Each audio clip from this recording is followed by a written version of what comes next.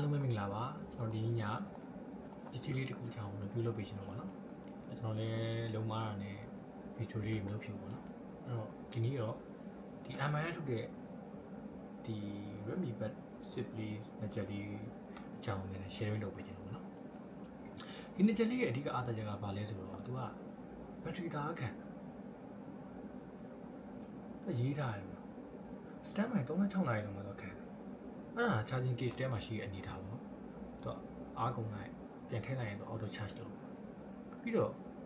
နောက်တစ်ခုကကျတော့ဒီမှာကြည့်လိုက်ဆိုတော့လေကွာ7 minute အားသွင်းတော့မှ3နာရီတချင်းသားတော့မရဘူးကျွတ်တော့နော်ပြီးနောက်တစ်ခုဘာထူးကြလဲဆိုတော့သူကလိုက်ပြသူကဒီမှာ noise reduction လုပ်ပြီးတဲ့ system ပါတာပေါ့နော်အဲ့ဒါကဘာလဲဆိုတော့ဖုန်းပြောတဲ့နေရာမျိုးတွေမှာဆိုလို့ရှိရင်သူကနည်းနည်းအထောက်အကူပို့ဖြစ်တယ်လူကြားသူကြားမှာပြောတာမျိုးတွေမှာ MRD ဘော်တို့ bus ဘော်တို့မှာပြောတဲ့အခြေအနေမျိုးတွေမှာသူ AC ပဲဒီကောင်တိတ်ပြီးတော့နည်းနည်းမယုံကန်ပေါ့အဲ့တော့ကျွန်တော်ကလည်းနည်းနည်းဒီနှစ်ချက်ကို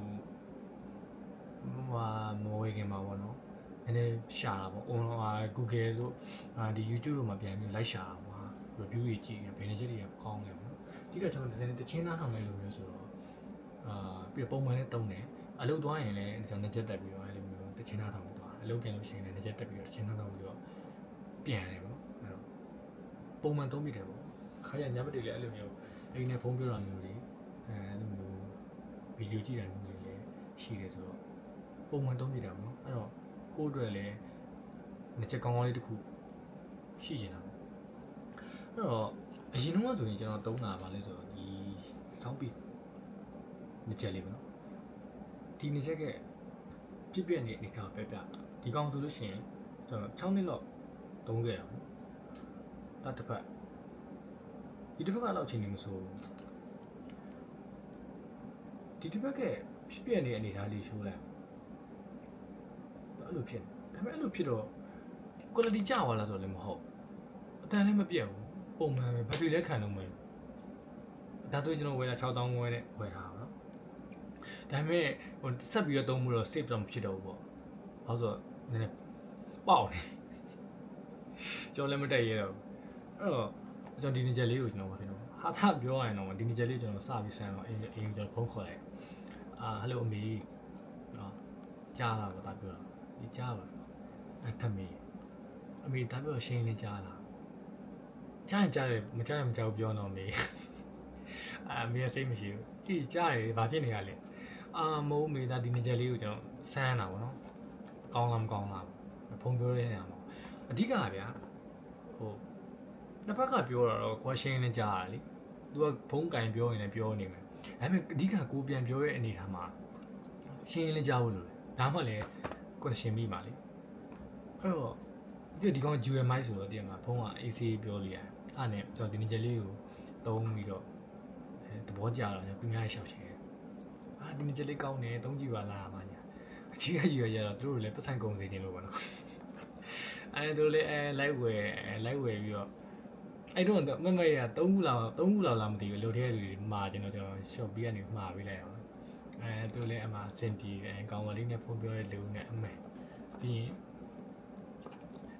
အဲ့လိုမျိုးအချင်းလေးနားဆောင်တဲ့လူနဲ့အစင်းလေးပြေးနေတာဝမ်းတာပါရဲ့အဲ့တော့ဒီနေကြလေးပေါ့နော်ပြောမယ်ဆိုရင်ဒီလိုမျိုးquality ကောင်းတဲ့နေကြမျိုးလေးကိုကြာတော့ဈေးအများကြီးပေးရမှာလားဆိုတော့မဟုတ်စင်ကာပူဒေါ်လာ$7လောက်ပေးရတယ်$7ဆိုလို့ရှိရင်မြန်မာငွေ3000ကျော်လောက်ရှိမှာအဲ့တော့ဗျာဈေးလောက်ကြီးမကြီးဘူးပေါ့နော်ကျွန်တော်တို့တခြားအိမ်တော့ထွက်တဲ့ remix တို့လေ transcend တို့လားအဲ့ဒီချက်တွေပါရင်ကျွန်တော်ပေးရတာဗျာတည်ရမှာJBL ဆိုတော့ပြောမယ်တိန်းကျော် JBL လည်းမကြိုက်ဘူးလားဆိုတော့လည်းကြိုက်တယ်ဒါပေမဲ့ JBL တချင်းသားထောင်လို့ပဲကောင်းတာဖုန်းနေလန်းငါလာပြောမယ်ပါညာနေလန်းငါလာဆိုတော့ရန်ဖြစ်တာကိုပြောတာမဟုတ်အဲ့လိုမျိုးဖုန်းအဲ့လိုမျိုးကြာကြီးပြောတဲ့ဟာမျိုးတွေဒီကောင်အဆင်မပြေဘူး JB ကပြေတချို့ model series တွေရောပြင်ပြပါဘောနော်အဲ့မဲ့ကျွန်တော်သုံးပွေးဟာကျတော့အဆင်မပြေဘူးအဲ့တော့ဒီနှစ်ချက်လေးကိုကျွန်တော်နည်းနည်းလေး sharing လုပ်ပေးချင်တာပေါ့နော်တကယ်လို့ကို့မှာနှစ်ချက်လိုနေတဲ့လူတွေမျိုးရှိလို့ရှိရင်လည်းအထောက်အကူဖြစ်တာပေါ့မမဝင်ရမယ်ဆိုတော့ဒီစင်ကာပူမှာဆိုရင် Shopee ကိုလာတာတော့ကနေပဲမှာလို့ရတယ်အဲ့ဒီ link ကိုလည်းကျွန်တော်ဒီ video ရဲ့အောက်မှာထည့်ပေးထားမယ်အလွယ်တကူမှာလို့ရအောင်နော်အဲ့မှာတခြားဟိုလူတွေရဲ့ review တွေလည်းကိုကြည့်လို့ရတာပေါ့ဒီနေ့ကတော့ဒီလောက်ပါပဲနောက်ပိုင်းလည်းကျွန်တော်တချို့ video လေးတွေရဲ့ review လေးတွေလည်းတချို့ပစ္စည်းလေးတွေရဲ့ review လေးတွေကျွန်တော်လုပ်ပေးချင်တယ်ပေါ့နော်အဲ့တော့ထပ်ပြီးတော့အားပေးကြပါအောင်လို့အဲ့ဒီကတော့နည်းနည်းတီးခံမကြည့်ဘူးဟုတ်ဆိုဒီည Chelsea ဘက်ရှိတော့ကျွန်တော် Chelsea အင်ကြီးလေးဝတ်ပြီးအားပေးမယ်ပေါ့